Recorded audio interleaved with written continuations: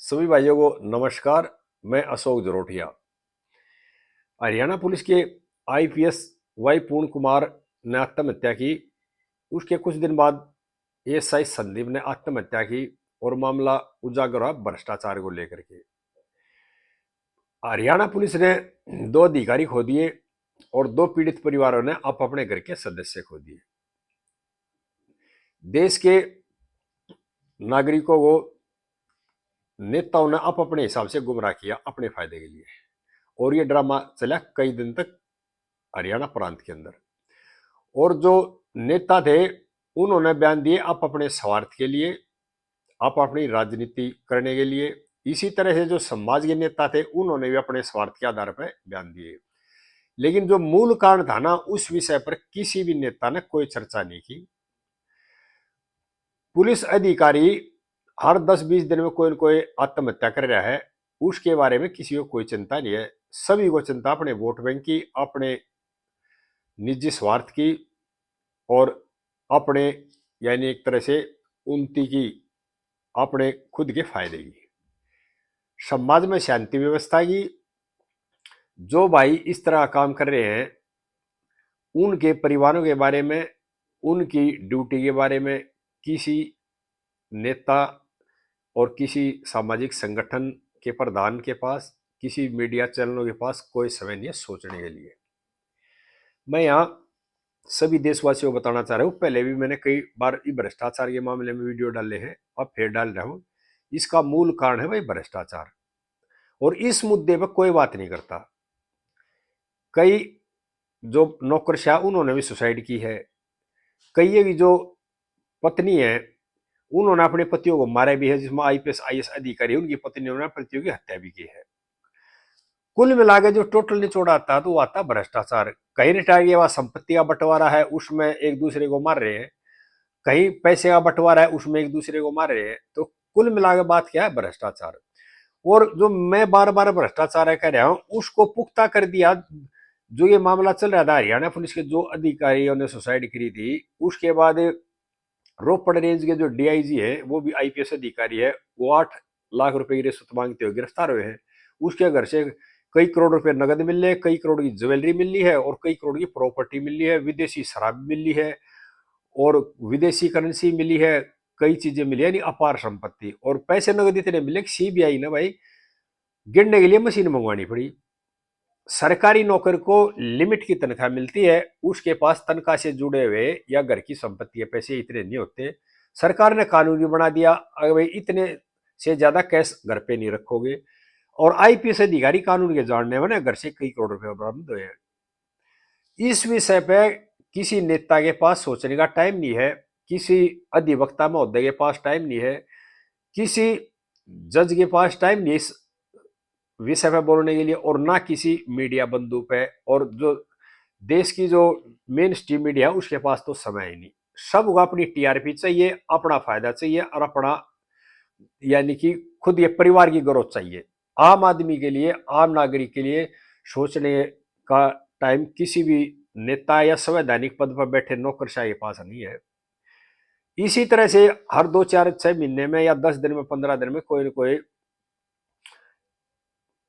खाकी धारक अपनी बलि दे देता है और 2 लाइन का छोटा बयान दे करके अतिसरी कर लेते हैं जो वहां के इंचार्ज है और जो हमारे नेताजी जो सरकार में बैठे हैं। लेकिन जो मूल जड़ है ना उस पर कोई वार नहीं करना चाह रहा है, क्योंकि उस जो कालिख में ना सारे धसे हुए उस दलदल में, उस पर कोई नहीं बोलना चाह रहा।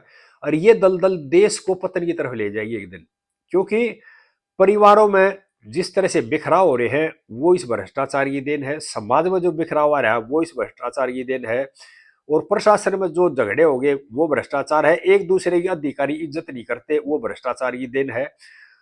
और इतना भी स्थिति खराब हो चुकी है कि अधिकारी एक दूसरे का फोन भी नहीं सुनते हैं। असली सच्चाई ये है, लेकिन समाज के आगे बोलना चलना बात करने का तरीका अलग है, अंदर से मामला अलग है। और भ्रष्टाचार इतना जकड़ गया कि इस समस्या के पे खुल के बोलने से नौकरशाह भी घबराते हैं, क्योंकि उनका बड़ा डर है अभी कभी तेरी पोल ना खुल जाए। इसी तरह से नेता भी घबराते हैं। यहां पर उन ईमानदार नेताओं, ईमानदार नौकरशाहों, ईमानदार जो नौकरी पेशे वाले लोगों के बारे में बात नहीं, बात है भ्रष्ट लोगों के लिए। कुछ लोग ईमानदार हैं जो राजनीति में भी हैं, लेकिन है गिने चुने, और नौकरशाह भी है वो भी गिने चुने ही हैं, और जो नीचे सत्र के अधिकारी है वो भी गिने चुने ईमानदार है। भ्रष्टाचार हमेशा ऊपर से शुरू होता है, नीचे की तरफ से आता है। ये बिल्कुल मैं नहीं कह रहा, विशेषज्ञों द्वारा कहा हुआ, भ्रष्टाचार नीचे से ऊपर नहीं जाता।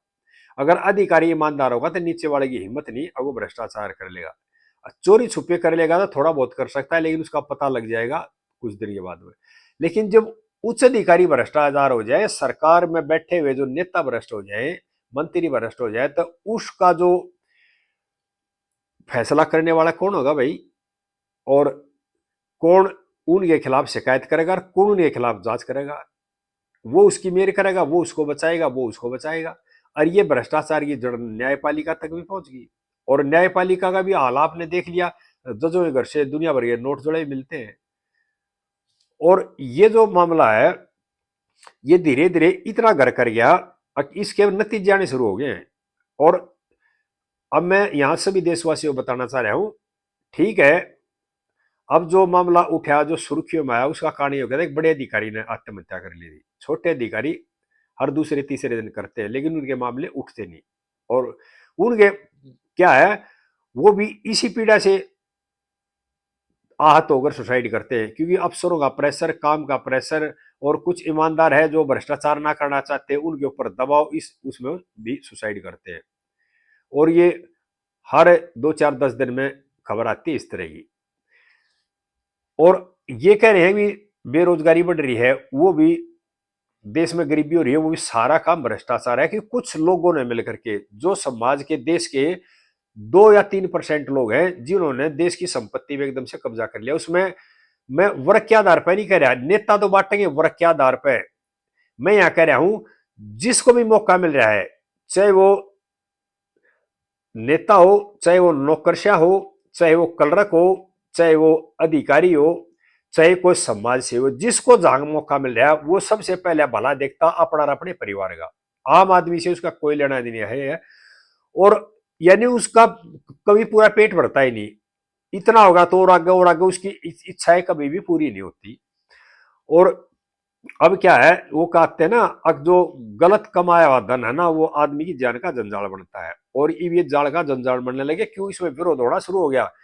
और जो भी मीडिया के थ्रू है, सब ने कही भी, पूर्ण कुमार साहब ने भी शिकायत करी थी भ्रष्टाचार के बारे में, ट्रांसफर पोस्टिंग के बारे में, गुना मिलने के बारे में, इसी तरह से एएसआई ने वो लगाए। लेकिन घूम फिर के बात आ जाती है भ्रष्टाचार। मूल जो कारण है ना, मूल जो जड़ है, वो है देश का भ्रष्टाचार, और देश के भ्रष्टाचार ने हमारे को निगल लिया। दूसरी बात, जो हमारे नेता थे उनकी चाल देखो आप लोग, यानी कि चंडीगढ़ में जा रहे थे, वही नेता किसी तरह ही बात करते, किस तरह व्यवहार करते हैं। मैं यहां पे एक वीडियो डालना चाह रहा हूं, और इस वीडियो को देखना। ये वीडियो मैंने सोशल मीडिया से लिया है, ये पता नहीं असली है या नकली है, इसकी मैं पुष्टि नहीं करता, पर ये वीडियो आया है। और वीडियो में जो बैठे हैं ना लोग, उसमें 3 पुलिस अधिकारी हैं, पब्लिक की एक सभा है, और एक में सांसद जी हैं। वो पुलिस अधिकारियों के साथ किस तरह से बर्ताव कर रहे हैं, और पुलिस अधिकारी उसके सामने किस तरह से गिड़गिड़ा रहा है। और इस वीडियो को डले काफी टाइम हो गया, लेकिन इस पर किसी भी देश के नागरिक ने आवाज नहीं उठाई कि वे हमारे जो सांसद जी वो पुलिस के साथ गलत व्यवहार कर रहे हैं। ये वीडियो देखो भाई पहले। नहीं, मेरे पास तो रिकॉर्ड है आपका। आप क्या समझ रहे हैं मुझे? आप अच्छा समझ रहे हैं? मैं आपको साबित करके दिखाऊंगा। अगर आपकी नौकरी ना खाली तो मेरा नाम सच है, याद रखना। सर मैं बता रहा हूँ आपको, मेरा विश्वास रखिए सर, मेरा विश्वास रखिए सर। इनके नाम निकाल दोगे आप? कैसे सर निकाल दूंगा? सबके एनबीडब्ल्यू लिए सर, 9-8 के 8 एसीपी साहब के पास केस है सर। आपके ऊपर ना कुछ अच्छे अधिकारी बैठे हैं, मैं बता रहा हूं सर। मैं नहीं सकता सर, यहाँ से जाके ना कमिश्नर ऑफिस पे धरने बैठूंगा, और तुम्हारी चाहे सारा काम छूट जाएगा। सर आप किसी से पता कर ले सर, एक पैसे का अगर मेरा 1 साल जब तक आप यहाँ रहेंगे तब तक कोई कार्रवाई नहीं हो सकती। मैं आपको सर, मेरे पास विवेचना नहीं सर, विवेचना एसीपी साहब कर रहे हैं सर। वो तो करेंगे, वो SC का मामला है, लेकिन जब तक आप बैठ के यहाँ करेंगे ना, नहीं हो सकती यहाँ कार्रवाई। सर मैं बता रहा हूँ, मेरा विश्वास बाबू याद रखना, 70 पलटेगी मेरे लोगों पे चली गोली का, एक गोली का हिसाब करूंगा मैं। सर आप मेरे जो आदेश करेंगे मैं उसका पालन करने को तैयार हूँ सर। 1 पैसे का गुनाहगार नहीं सर, 1 पैसे का आज तक 1 साल। दोनों सीनियर लोग बैठे हैं, मैं आपको सच बता रहा हूँ। मेरे पास कितनी अच्छी बात है, प्लीज 1 लाइक तो बनता है। ये वीडियो देख लिया भाई। मूल कारण ये है, जो कानून बनाने वाले, देश की नीतियां बनाने वाले लोग हैं, जिनको चुनकर हमने संसद में भेजा, वे लोग सरेआम पब्लिकली पुलिस अफसरों के साथ ऐसा व्यवहार करेंगे तो आम आदमी कैसा व्यवहार करेगा? ये कारण है जो ये देश का भ्रष्टाचार खत्म नहीं हो रहा। संसद में जिसको हम भेजते हैं उनको चाहिए, अगर कोई अधिकारी खराब है, कोई गलत है, तो उसकी एक सिस्टम वाइज शिकायत करो, एक प्लेटफॉर्म बने हुए हैं उस पर शिकायत करो। पब्लिकली इस तरह की बेइज्जती करने का, इस तरह से आहत करने का किसी भी कानून में, हमारे संविधान में किसी कानूनी किताब में नहीं लिखा हुआ है। और मेरी यहाँ माननीय सांसद जी से करबद्ध प्रार्थना है कि अगर किसी कानूनी किताब में लिखा हो कि सांसद को ऐसा अधिकार हो, पब्लिक प्लेटफॉर्म पर आप किसी भी अधिकारी को इस तरह से बेइज्जती कर सकते हो, इस तरह से धमका सकते हो। और ये भी कह रहे हैं, देखो अगर मैं आपकी नौकरी खा जाऊंगा, मुझे सब पता है, ये हो, इस तरह की बातें कर रहे हैं।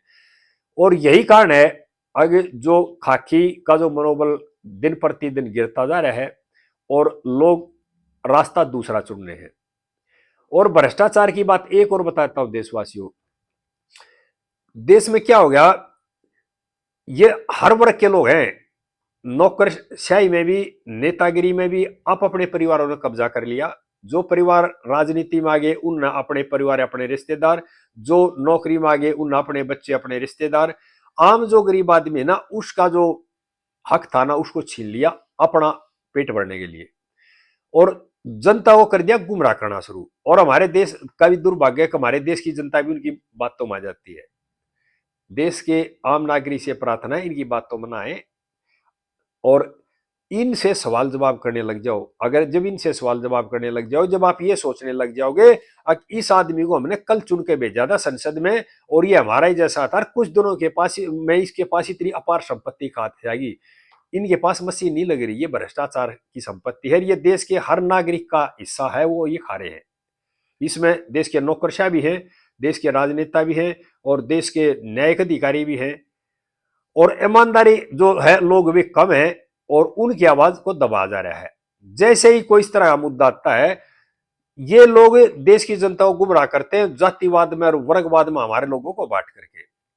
सभी भाइयों से प्रार्थना है, जो मूल कारण है ना इस तरह की जो बातें हो रही हैं, और आगे बढ़ेंगी ये बातें, क्योंकि जब तक हम भ्रष्टाचार नहीं छोड़ेंगे तमाम भारतवासी, जब तक ये घटनाएं नहीं रुक सकती। और जिन बच्चों को नौकरी ना मिली, अपराध बढ़ने का भी यही कारण है। जिन बच्चों को नौकरी नहीं मिली, बेरोजगार रहे, उन्होंने पैसा कमाने के लिए दूसरे रास्ते चुन लिए। इसके जिम्मेदार हमारे देश के नेता, हमारे देश की सरकारें, हमारे देश के नौकरशाह और हम सब जिम्मेदार हैं। इस विषय में अगर जब हम सोचना शुरू कर देंगे, देश के बच्चों को रोजगार भी मिलेगा, देश के बच्चे गलत रास्ते को छोड़ देंगे और देश के जो बेरोजगार हैं उनको नौकरी पैसा मिलेगा, धीरे धीरे देश की गरीबी भी दूर हो जाएगी और भाईचारा बढ़ेगा इस चीज से। इस वीडियो को ज्यादा ज्यादा भाई शेयर करियो और लाइक भी कर देना। और जिस भाई ने मेरा चैनल सब्सक्राइब ना करे, इस चैनल को सब्सक्राइब भी कर लियो। आगे इस तरह की बातें फिर करेंगे। जय हिंद देशवासियों।